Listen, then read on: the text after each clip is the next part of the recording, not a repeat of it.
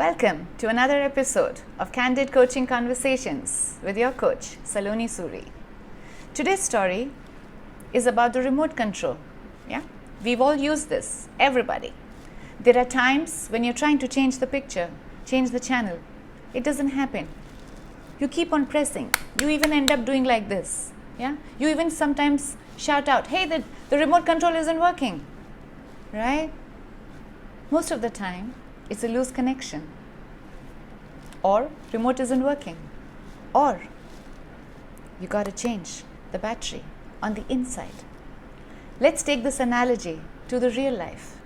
There are times when you are in a situation where your boss, your co-worker, a parent, a child, or a friend or a spouse, a partner might say something to you that you don't like.